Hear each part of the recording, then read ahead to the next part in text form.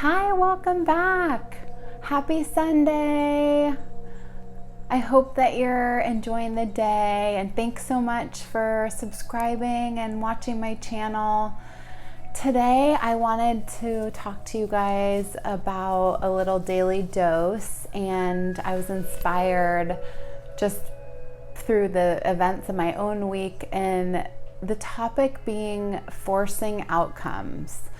So this idea of having a laundry list of things that we have to do in order to feel productive during the pandemic, and as opposed to just allowing things to unfold and for us to have this sense of effortless effort, this ease where we sort of go in the ebb and flow and we take each new day as it comes. And I know it's natural for us all, myself included, to set out with a list of things or ways that we can validate and feel a sense of accomplishment during this time. And while I think it's a great idea in May, especially with the retrogrades, that we're picking up old projects that we didn't finish, maybe even just, a piece of artwork that we didn't get a chance to put the final touches on, or there's a home improvement project. I actually did a technology project where I sort of cleaned through LinkedIn and Gmail contacts, and it felt so great just to even become reacquainted with our own networks.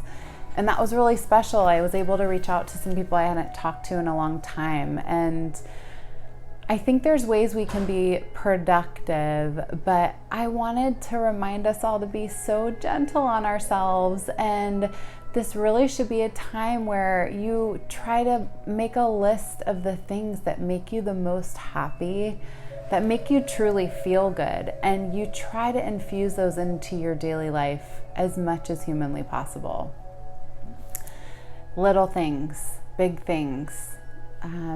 It's the scope and recipe is clearly different for each of us, but I think where we can kind of go off on a tangent, I know I can, is I expect that there'll be forward movement even during times like this as we pause and we want to see some kind of result and some sort of tangible progress. And I think it even is more poignant now because we're dealing with this invisible virus that's all around us, yet a lot of people haven't personally had an experience or a loved one that it's experienced firsthand. And so I think we're dealing with a lot of intangibles right now, and that makes us feel uncomfortable, and we crave structure, right? And the sense of coming back to a warm bed at night and things that make us truly feel good and feel safe. So our first and most important place to shield our hearts and our thoughts and our minds during this time is to protect ourselves, and within ourselves that we need to be so gentle and so delicate, because we're going through something that's once in a lifetime and it's new, and none of us know how we are going to respond, how loved ones are going to respond.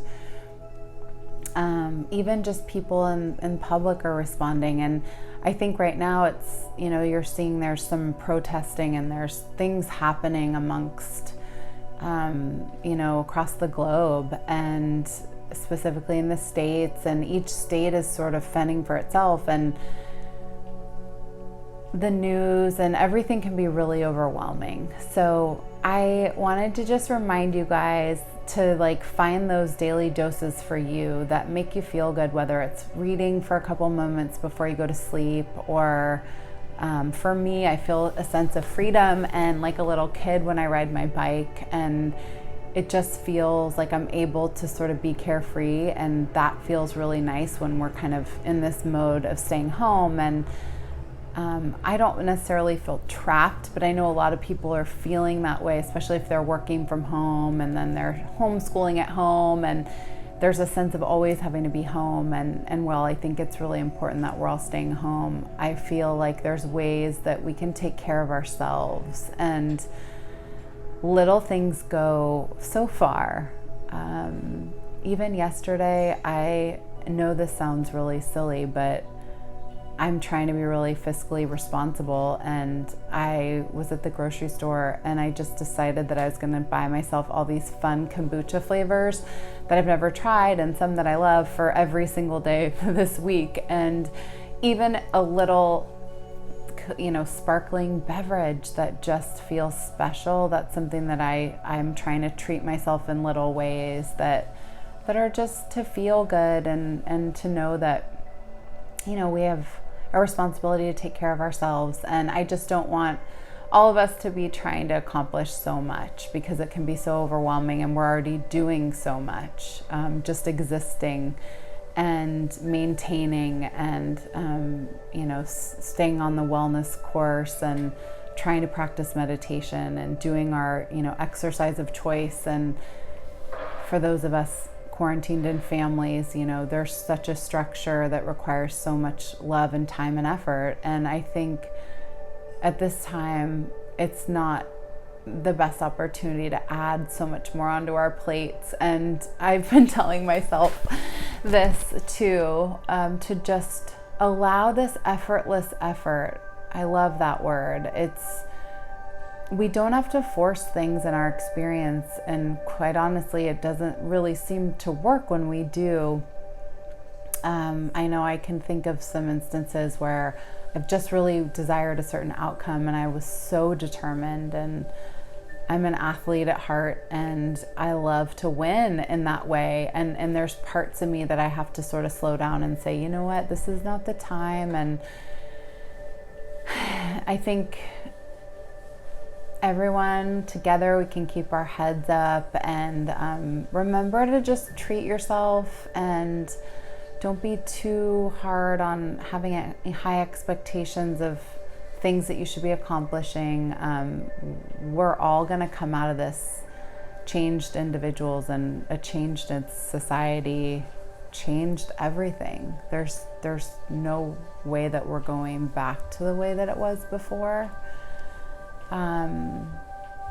And I mean, even last night, I tried to sneak out around 10:45 in my car just to go down to the ocean and see this bioluminescence. I don't know if you are familiar with it, but it's this kind of plankton that's in the ocean, and there's some kind of mitochondria or something within it that makes this vibrant fluorescent blue, and the waves look like they're glowing. And I just wondered last night, I just kind of took a peek, and it was hard to even get close enough in Redondo to look from my car, but it was one of those moments where I thought, is the earth really healing? And the ocean, is the tide like this much more obvious to us all? Because our organisms, even in the ocean, are in their natural habitat, and we're not ruining it or, tainting it, or I don't even know if that's the right word, but it just felt like one of those moments where you pinch yourself and say, like, these are times that we're going to always remember, because it's never going to be the way that it was before. So that's my deep thoughts for today. Have a good one, and I'll see you soon.